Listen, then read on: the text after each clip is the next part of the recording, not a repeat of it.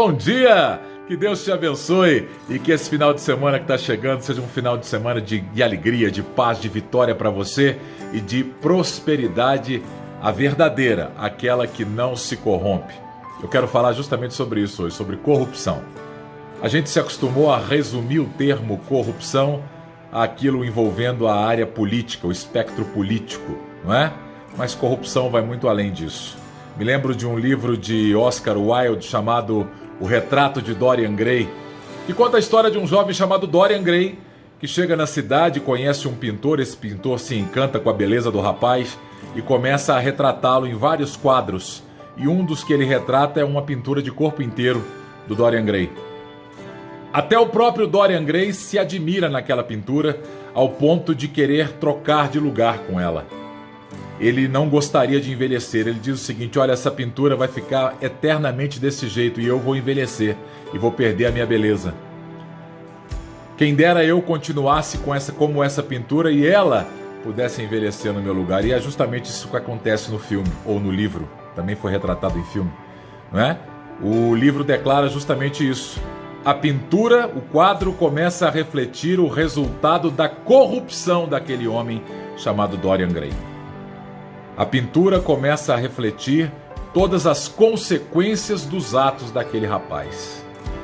A pintura começa a mostrar a ele uma imagem horrenda, decorrente do estilo de vida que ele levava, imoral ou por vezes até amoral. As consequências daquilo eram retratadas na pintura e o quadro fica algo horrendo, não é? É justamente porque a pessoa do Dorian se corrompeu pela então alta sociedade lá escrita no livro. Ele começou a levar uma vida totalmente desregrada. Sabe, esse tipo de coisa me lembra aquilo que Paulo escreve aos Romanos no primeiro capítulo, quando ele diz que a humanidade só piora. E só piora porque deixou de adorar o Criador para adorar a si próprio, para adorar a criatura. Achando-se então sábios, se tornaram loucos. Percebeu que quanto mais a humanidade evolui tecnologicamente, pior ela fica? Percebeu o porquê que quando você acha que o ser humano chega no fundo do poço, ele consegue inventar algo pior? Pois Paulo fala sobre isso. Homens que se tornaram inventores da maldade, porque foram abandonados à sua própria sorte por Deus, uma vez que viraram as costas para Deus. No meio dessa situação ampla de corrupção, há uma boa notícia. Se você verdadeiramente dermos a atenção merecida àquele que nos criou e passarmos a pautar as nossas vidas de acordo com o que Deus quer para nós, a Bíblia nos diz que as misericórdias do Senhor são novas a cada manhã.